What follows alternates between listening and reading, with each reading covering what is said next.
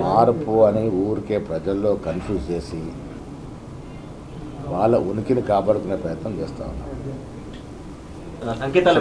మా ముఖ్యమంత్రి గురించి మాట్లాడే అవసరం వాళ్ళకేముంది? ముఖ్యమంత్రి మారాల్సిన అవసరం ఉన్నది.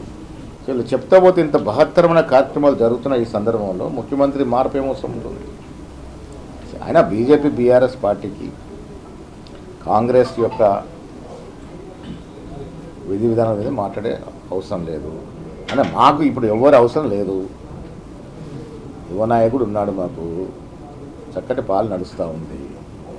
మంత్రివర్గ సభ్యులు, సీనియర్లు, ముఖ్యమంత్రి గారు మంచి కలయికతో ముందుకు పోతూ ఉన్నారు.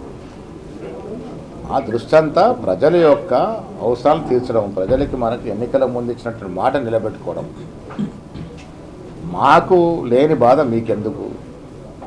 మేము, మా ముఖ్యమంత్రి, మా మంత్రులంతా కూడా సఖ్యతతో మా ఎజెండా ఒకటే. ఎన్నికలకు ముందు మనం ఏమేమి వాగ్దానాలు ఇచ్చామో అవి పూరించడమే. ఆ దశగానే ప్రయత్నం జరుగుతూ ఉంది.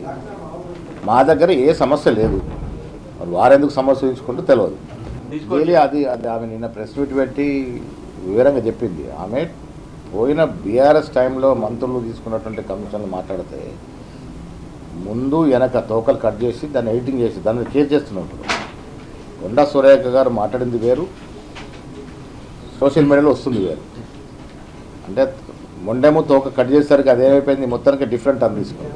అందుకే ఇప్పుడు సోషల్ మీడియా వాళ్ళు ఎవరైతే దీన్ని పెట్టినారో వాళ్ళ మీద సైబర్ క్రైమ్ డిపార్ట్మెంట్లో ఆమె కేసు చేయడం జరుగుతుంది. ఈ రాష్ట్రంలో బీఆర్ఎస్ పని అయిపోయింది. చాలా సందర్భాలు చెప్పాను. ఉనికి కోసం ఏదో తాపత్రయపడుతూ తప్ప బీఆర్ఎస్ని ఇంకా ప్రజలు ఆదరిస్తారని నేను అనుకోవట్లేదు. అక్కడ మూడు ముక్కల ఆట నడుస్తూ ఉంది.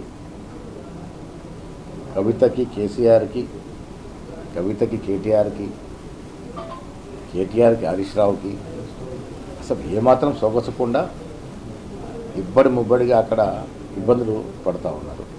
ఇవన్నీ తెలుసుకొని కేసీఆర్ గారు ఫామ్ హౌస్కే పరిమితం అయిపోయినారు. ఈ దశలో ఆ ఇబ్బందులు ఎందుకని ఇంకా వాళ్ళు ప్రజల గురించి ఆలోచించే పరిస్థితి ఎక్కడ ఉంది? అదే మళ్ళీ అధికారంలోకి వస్తామని చెప్పుకుంటే పగడికాల కంటే ప్రజలు నమ్మే పరిస్థితి లేదు. మొన్న కూడా బీజేపీ నాయకుడు మా మిత్రుడే కానీ అసలు ఏం మాట్లాడి అర్థమవుతలేదు.